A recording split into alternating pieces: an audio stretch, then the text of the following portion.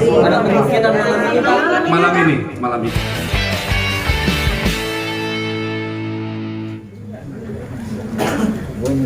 Bisa dimulai? Ya.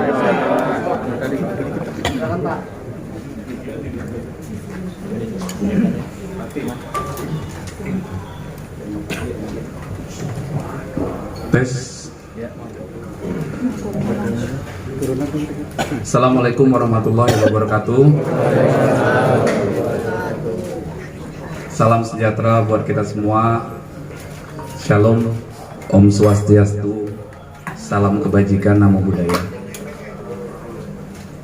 Yang terhormat Ibu Kepala Dinas PPAPP yang membidangi masalah perempuan dari Provinsi DKI Jakarta, Ibu Tuti Kusumawati beserta tim, ada unitnya beliau TP2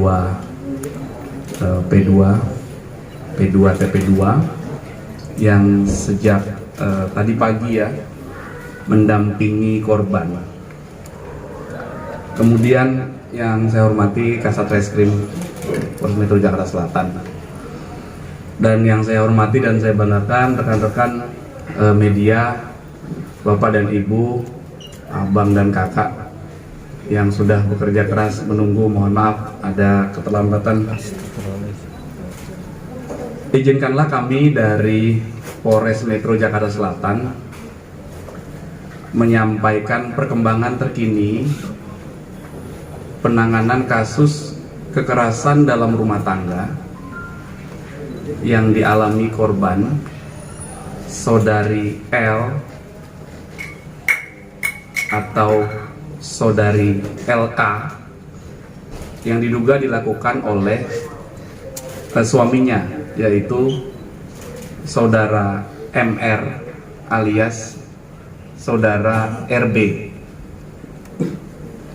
Saudara RB atau Saudara MR ini telah kami lakukan penahanan kemarin berdasarkan bukti yang cukup.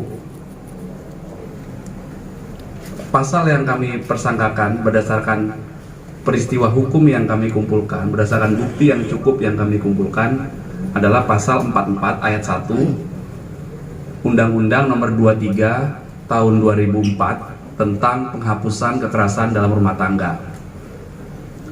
Tersangka RB diduga melakukan kekerasan fisik dalam lingkup rumah tangga terhadap istrinya, Saudari L alias LK, sehingga saudari L alias LK terhalang kegiatannya, aktivitas sehari-harinya selama beberapa hari. Kejadian tanggal 28 September jam 1:51 dini hari dan juga jam 9:47 WIB pada tanggal 28 Desember. Akibat dari perbuatan kekerasan fisik yang dilakukan oleh tersangka RB menyebabkan ada luka lebam di tangan kanannya Saudari L, kemudian di siku kirinya juga luka, dan juga di leher. Karena perbuatan yang dilakukan oleh tersangka RB adalah mendorong korban hingga jatuh, kemudian menyeret korban dengan kedua tangannya, kemudian menjatuhkan korban ke kasur, dan yang terakhir adalah mencekik korban dengan kedua tangannya. Sehingga keesokan harinya tanggal 29 sampai dengan tanggal 3 Saudari L dirawat di rumah sakit dan terhalang aktivitas, tetap harus melakukan kewajibannya untuk wajib lapor, dan proses penyidikannya masih berlangsung. Di samping proses restoratif justice juga masih berlangsung. Kenapa proses restoratif justice masih berlangsung? Kami ulangi lagi, karena persyaratan material dan persyaratan formil dari proses restoratif justice belum terpenuhi. Kemudian pada kesempatan yang baik ini tentunya kami ingin memberikan himbauan kepada masyarakat bahwa kita harus kembali kepada tujuan hukum, yaitu adanya keadilan, kemanfaatan, dan kepastian hukum. Penegakan hukum yang kami lakukan sesuai asas dan tujuan dari Undang-Undang Nomor 23 Tahun 2004 tentang penghapusan kekerasan dalam rumah tangga. Asas dan tujuannya adalah pengembalian keharmonisan keluarga. Tapi undang-undang ini juga punya tujuan untuk mencegah agar perbuatan kekerasan dalam rumah tangga ini tidak terjadi lagi. Dan undang-undang ini juga punya tujuan untuk menindak para pelaku kejahatan kekerasan dalam rumah tangga. Artinya kedua belah pihak diayomi dan dilakukan tindakan proporsional, yang menjadi korban dilindungi, yang melakukan tindak pidana juga ditindak berdasarkan perbuatan pidana yang dilakukan oleh dia. Sehingga dampak atau implikasi preventifnya juga harus ada. Perlu kami tegaskan bahwa apabila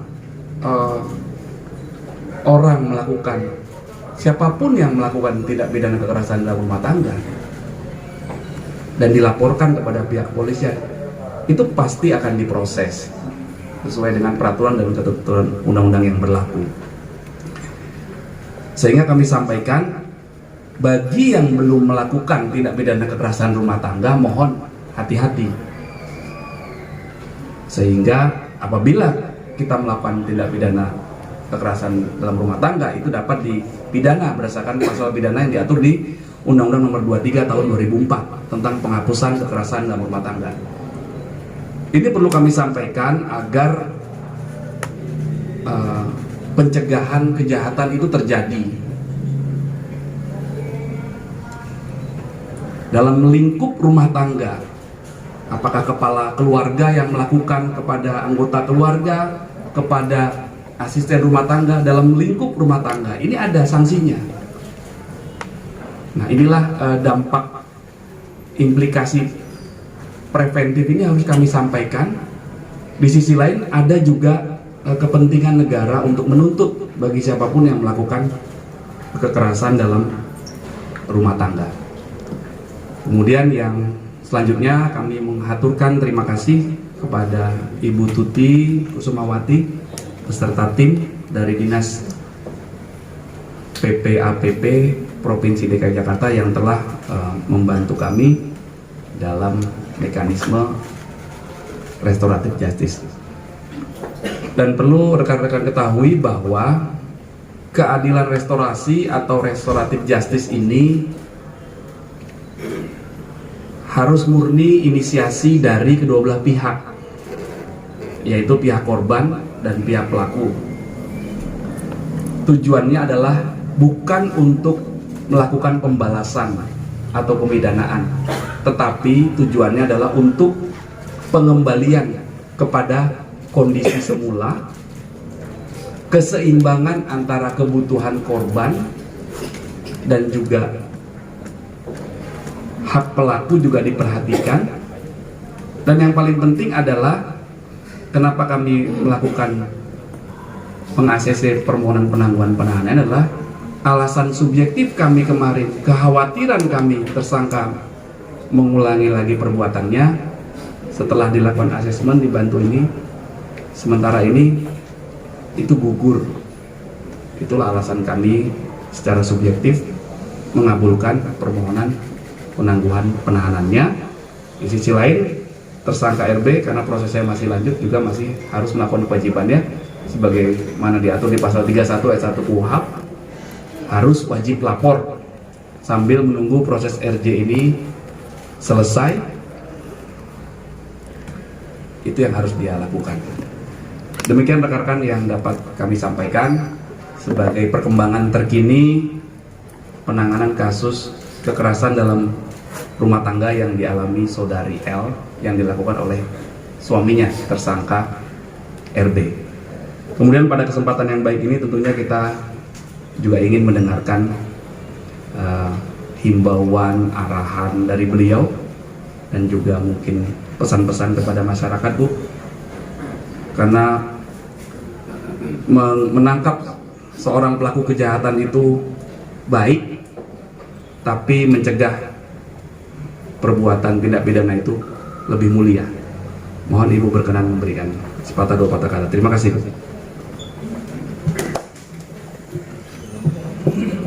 Baik, terima kasih Pak Kapolres. Bismillahirrahmanirrahim. Assalamualaikum warahmatullahi wabarakatuh. Selamat malam, salam sejahtera untuk kita semuanya, Pak Kapolres, Pak Kasat, dan juga Bapak Ibu, teman-teman sekalian media yang saya hormati. Pada malam hari ini kami dari Dinas Pemberdayaan Perlindungan Anak dan Pengendalian Penduduk Provinsi DKI Jakarta hadir memenuhi undangan di sini untuk bersama-sama menyampaikan pesan-pesan kepada masyarakat. Artinya hal yang sekarang ini kita hadapi tentu menjadi hal yang sudah sangat luas liputan medianya, Pak Kapolres, kita semua menyadari itu. Jadi berdasarkan permohonan dari pihak Polres Jakarta Selatan kepada salah satu unit yang ada di Dinas PPAPP ini, yakni yang bernama UPT P2TP2A. Ini kami diminta untuk melakukan pendampingan karena memang penanganan korban tindak kekerasan baik terhadap perempuan maupun terhadap anak itu dilakukan dengan bersama-sama antara kepolisian juga dengan P2TP2A, dan ini SOP-nya sudah sangat terjalin dengan sangat baik. Bahkan antara Polda Metro Jaya yakni Pak Kapolda dengan Gubernur DKI Jakarta juga sudah memiliki MOU dalam hal itu, yang sebenarnya kita lebih banyak menekankan untuk promotif preventif ya Pak ya, agar tindak kekerasan semacam ini tidak terjadi. Dan tadi Pak Kapolres sudah baik sekali menghimbau bahwa mencegah itu jauh lebih mulia, dan pencegahan itu tidak bisa dilakukan oleh kita saja, pemerintah, kepolisian, tapi kita semua melakukan pencegahan. Nah, apabila sudah terjadi tindak kekerasannya, maka undang-undangnya jelas dan tegas mengaturnya, baik korban maupun pelaku. Kami dalam konteks menangani korban, apabila korban ini kemudian dimintakan pendampingan dari kami, dari UPT P2TP2A yang ada di bawah Dinas PPAPP ini, maka kami lakukan pendampingan. Setidaknya pendampingan itu dalam hal berkaitan dengan konsultasi hukum, walaupun dalam konteks ini sudah punya pengacara, tetapi hukum dari pemerintah juga hadir, dan ini bisa diakses oleh siapa saja layanan kita ini, dan tentu saja secara cuma-cuma Pak Kapolres. Selain itu juga kita melakukan pendampingan psikoedukasi. Jadi psikoedukasi kita berikan, kita memiliki konselor-konselor terkait dengan psikologi klinis dan juga psikolog biasa, juga advokat-advokat yang ini semua dikelola oleh Pemprov DKI Jakarta melalui P2TP2A. Ini bisa diakses secara luas bagi masyarakat, dan kita berikan layanan ini cuma-cuma. Konsultasi silahkan dilakukan, apabila diperlukan konsultasi kepada kami bisa diakses melalui Jakarta Siaga 112 atau WhatsApp Pak. Kita memiliki juga nih Bapak Ibu unit reaksi cepat 24 jam sehari 7 hari seminggu yang bisa diakses juga, ini layanan cuma-cuma di 0813 176 17622. Apabila WhatsApp ke sana 24 jam kita layani, silahkan untuk tidak ragu-ragu lapor, karena pada hakikatnya yang namanya kekerasan itu bisa terjadi, ya korban itu bisa terjadi terhadap siapapun, pelakunya juga bisa oleh siapapun dan dimanapun tempatnya. Ini merupakan sebuah hal yang patut kita waspadai, dan juga mari bersama-sama kita cegah bersama dimanapun bisa terjadi. Yang seharusnya dia aman nyaman berada di rumah, tapi ternyata malah terjadi tindak kekerasan, dan ini sudah hal yang perlu kita itu tadi edukasikan kata Pak Kapolres, agar masyarakat luas juga memiliki pemahaman, pengetahuan untuk bersama-sama mari kita cegah. Bahkan Undang-Undang 23 tahun 2004 yang tadi disitir juga oleh Pak Kapolres itu ya, terkait dengan penghapusan KDRT ini, di sana juga mengamanatkan diantaranya bahwa barang siapa melihat, mendengar, mengetahui itu bisa lapor, walaupun korban tidak lapor. Barang siapa melihat, mendengar dan juga mengetahui itu dihimbau, diwajibkan oleh Undang-Undang 23 tahun 2004 ini untuk melapor. Begitulah ikhtiar kita, upaya kita, lebih kepada yuk cegah bareng-bareng tindak kekerasan, utamanya tindak kekerasan dalam rumah tangga. Jadi itu kami sudah melakukan secara formalnya. Tadi kalau Pak Kapolres selalu mengatakan ada syarat formal dan material, maka syarat formalnya sudah kami lakukan tadi dan sudah memiliki kekuatan hukum formal juga, bahwa kita sudah berproses sesuai dengan prosedur yang kita bangun bersama, SOP yang kita sepakati bersama, dan tadi para pendamping dari P2TP2A telah menjalankan tugas-tugasnya dan sudah diregistrasi secara resmi dengan nomor register 1151-10-2022. Itu himbauan dari kami melengkapi yang tadi sudah dijelaskan oleh Bapak Kapolres. Yuk cegah bareng-bareng tindak kekerasan terhadap perempuan dan terhadap anak dimanapun kita berada. Terima kasih. Assalamualaikum warahmatullahi wabarakatuh. Waalaikumsalam. Cukup ya? Baik, kemudian bisa tanya, berarti tersangka sendiri apakah normal ini sudah bisa keluar dari tahanannya, dan wajib lapornya mulai kapan dari hari apa aja? Dan ya, setelah ini proses penangguhan akan dituntaskan. Malam hari ini akan dituntaskan. Kemudian nanti wajib lapornya itu sekarang ada apa ya? Cuma Senin gitu. Jadi dikomunikasikan antara penyidik dengan yang bersangkutan. ada batasan berapa kali harus wajib lapor? Ya, kita lihat nanti perkembangannya. Kami tidak berandai-andai. Jelas tahapan itu kewajiban yang harus dilakukan oleh tersangka itu juga kami berharap yang bersangkutan kooperatif. Dan izin dan syarat restoratif justice yang belum terpenuhi itu bisa diinformasikan. Ada ya, ada beberapa syarat formil dan material yang harus kami penuhi. Suaranya mic-nya lebih dekat dan izin ya. Ada beberapa syarat yang belum terpenuhi, antara lain syarat formil dan material. Nanti kami akan jelaskan lebih lanjut ya. Materialnya itu lanjut ya. Itu terlalu teknis. Oh. Dan ketika ini ada penangguhan penahanan, RJ masih terus berjalan, akankah proses ini juga masuk ke kejaksaan atau seperti apa? Ya, penerapan pasal yang kami sangkakan terhadap tersangka RB adalah pasal 44 ayat 1 Undang-Undang Nomor 23 Tahun 2004 tentang penghapusan kekerasan dalam rumah tangga. Ini merupakan delik biasa, bukan masuk dalam kelah delik ataupun delik aduan. Ini delik biasa. Kami tidak berandai-andai. Sampai dengan hari ini yang kami sampaikan perkembangannya adalah mengabulkan permohonan penangguhan penahanan. Proses restoratif justice belum selesai karena ada persyaratan formil dan material yang belum terpenuhi. Kemudian himbauan yang kami sampaikan tadi. Kan tadi hasil visumnya ada cetikan ya di leher ya, itu bisa terkena pasal percobaan pembunuhan nggak sih Pak? Sampai dengan saat ini persangkaan pasal terhadap tersangka RB adalah pasal 44 ayat 1 Undang-Undang Nomor 23 Tahun 2004 tentang penghapusan kekerasan dalam rumah tangga. Tapi ada kemungkinan nggak Pak? Kan Sampai dengan saat ini pasal yang kami sangkakan 44 ayat 1. Pak, benar nggak sih Pak RB sempat menolak untuk ditahan? Ya, itu reaksi yang wajar. Setelah kami jelaskan dan kami buatkan berita acara penolakan ya atas perintah hukum, maka akhirnya yang bersangkutan kooperatif. Pak, tapi ini menyebutkan bukan delik aduan ya? Delik biasa, bukan delik tapi aduan. pidana biasa ya? Delik biasa, ya, bukan delik aduan. Karena yang kita persangkakan adalah pasal 44 ayat 1. Cukup ya? Pak, perbedaan delik aduan dan delik biasa itu apa sih? Ya, Oke, terima kasih banyak. Mohon maaf sudah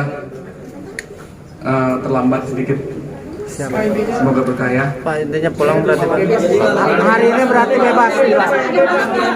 Satu-satu. Artinya bebas dengan status tersangka Pak ya? Tersangka bebas. Bebas status. Dipulangkan ya Pak, bisa dipulangkan Pak ya malam ini. Iya, proses penangguhan akan kita tuntaskan malam ini. Artinya bebas dengan status tersangka ya?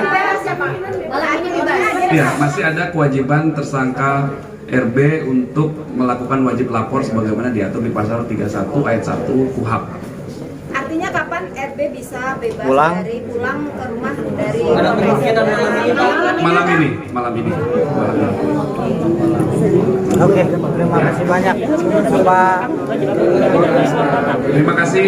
Assalamualaikum warahmatullahi wabarakatuh. Waalaikumsalam.